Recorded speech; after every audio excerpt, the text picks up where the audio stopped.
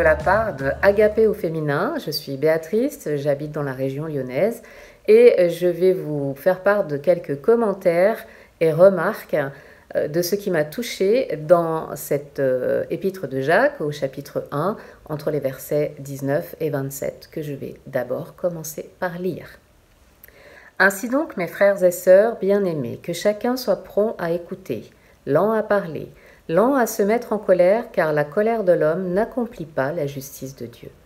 C'est pourquoi rejetez toute souillure et tout débordement dû à la méchanceté, et accueillez avec douceur la parole qui a été plantée en vous et qui peut sauver votre âme. Mettez en pratique la parole, ne vous contentez pas de l'écouter en vous trompant vous-même par de faux raisonnements. En effet, si quelqu'un écoute la parole et ne la met pas en pratique, il ressemble à un homme qui regarde son visage dans un miroir et qui, après s'être observé, s'en va et oublie aussitôt comment il était.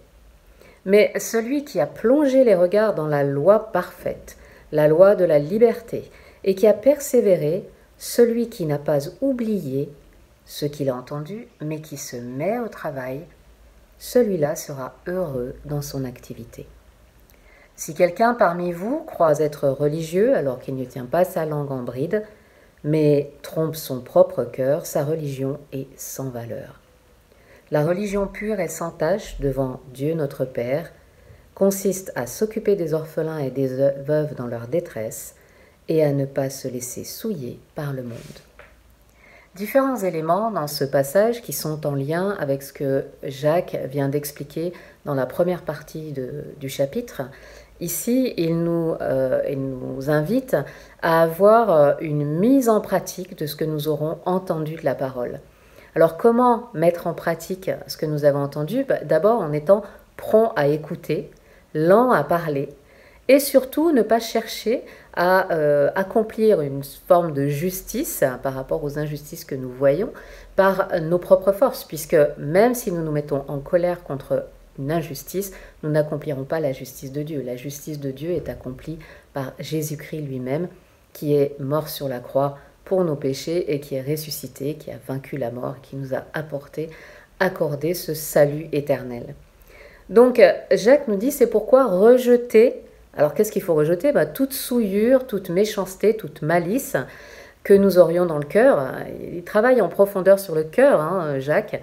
Donc rejeter tout ça, tous ces débordements qui pourraient émerger de notre cœur, exploser de notre cœur et qui correspondraient à des intentions qui nous feraient honte si Dieu les pointait du doigt, ce qu'il peut faire, mais qu'il ne fait pas constamment contre nous. Mais en tout cas, rejeter cette façon d'être et au contraire accueillir, recevoir la parole qui nous a été donnée. Alors, Christ est la parole, sa parole est la vérité. Donc la parole de Dieu, nous pouvons la recevoir, l'accueillir avec douceur, c'est-à-dire avec générosité, le cœur grand ouvert, pour l'entendre, pour la comprendre, pour être travaillé par cette parole. Et puis ensuite, c'est vrai que Jacques insiste de nouveau sur le fait de mettre en pratique cette parole. Alors, comment la mettre en pratique et comment ne pas la mettre en pratique ? Alors, ce n'est pas la mettre en pratique que ne pas écouter, ne pas mettre en pratique ce que nous avons compris, nous tromper par de faux raisonnements, tromper notre cœur. Au contraire, si nous voulons la mettre en pratique, eh bien, il faut que nous plongions nos regards dans cette parole. Que nous plongions nos regards dans cette parole parce que c'est la loi parfaite de Dieu, parce que c'est la loi de liberté, puisque Christ nous a libérés du péché. C'est la loi qui nous permet aussi de bénéficier du Saint-Esprit et de persévérer.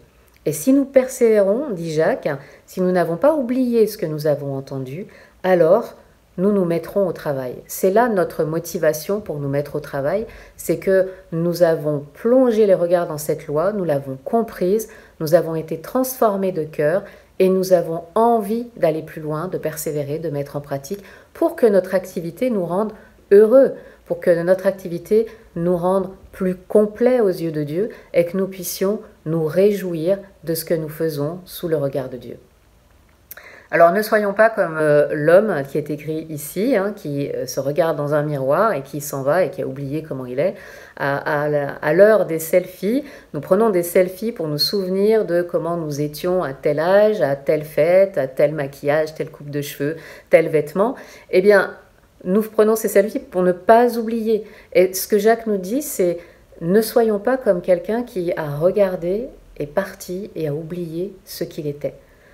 Souvenons-nous de ce que nous avons entendu, souvenons-nous-en suffisamment pour le mettre en pratique. Et puis il finit avec quelques phrases qui m'ont surprise, donc je suis allée regarder un peu le texte et les significations des termes qui étaient utilisés dans le grec.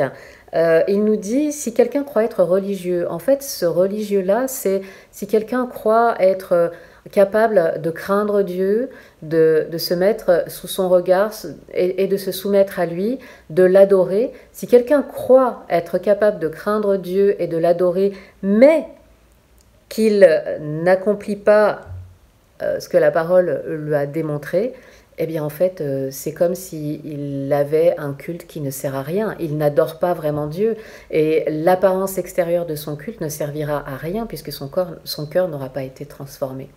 Alors ce que Jacques nous dit, c'est de mettre en pratique de nouveau la religion pure et sans tache devant notre Dieu, devant Dieu notre Père, c'est de s'occuper des orphelins et des veuves. En gros, cette religion, c'est-à-dire ce culte que nous devons rendre, c'est-à-dire cet aspect pratique de notre vie de chrétien, eh bien c'est d'aller vers les autres, d'aller vers ceux qui sont en détresse, ceux qui sont en demande, et de démontrer par notre action, par notre visite, par notre regard, par nos paroles, la compassion de Dieu et l'amour qu'il a mis dans nos cœurs. Et c'est aussi, pour être correct au niveau extérieur dans notre culte, si on peut appeler ça comme ça, notre façon d'adorer Dieu qui se voit, eh bien c'est de ne pas nous laisser souiller par le monde. Donc de ne pas nous laisser embarquer de nouveau par tout ce qui pourrait déplaire à Dieu, qui pourrait être considéré comme un péché et qui nous ferait honte d'une certaine manière par rapport à tout ce que Christ a fait pour nous à la croix. Alors je vous lance ce défi. Mettons en pratique de façon concrète ce que la parole met dans nos cœurs. À bientôt.